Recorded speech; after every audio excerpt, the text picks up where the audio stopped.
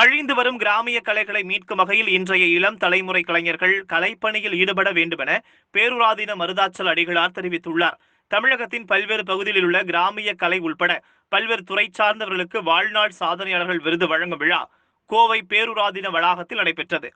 சாதனை புத்தகத்தின் நிறுவனர் டாக்டர் கலையரசன் தலைமையில் நடைபெற்ற விழாவில் சிறப்பு அழைப்பாளர்களாக பேருராதீனம் மருதாச்சல் அடிகளார் கலந்து கொண்டு சாதனையாளர்களுக்கு பீனிக்ஸ் புக் ஆஃப் சாதனை புத்தகத்தின் வாழ்நாள் சாதனையாளர் விருது வழங்கி பேசினார்.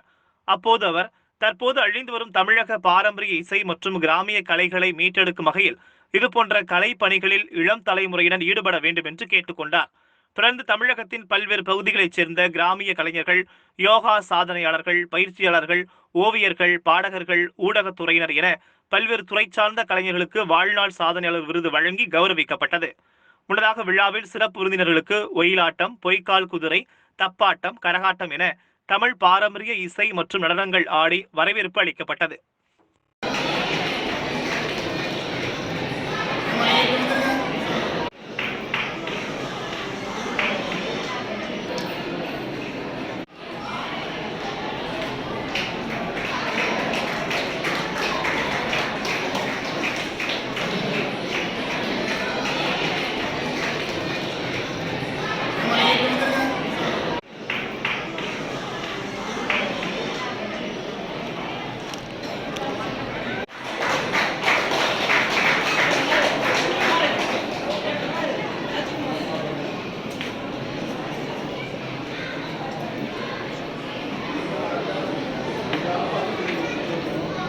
ஐயா ஐயா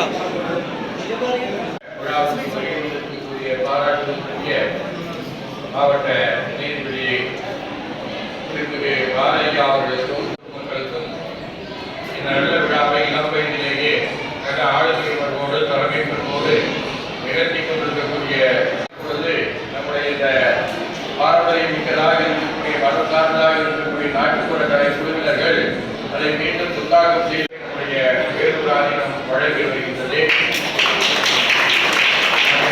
வரலாற்றிலே பார்க்கின்ற போது கலையரசத்திலே நல்ல திறமைகள் நிறைய இருக்கக்கூடியதையெல்லாம் அவர்கள் வெளிப்படுத்தினார்கள். இன்று அவர் மற்றவர்களுக்கு விருது கொடுக்கக்கூடிய அளவில் சிறந்த ஒரு அமைப்பாளராக இருந்து செயல்பட்டு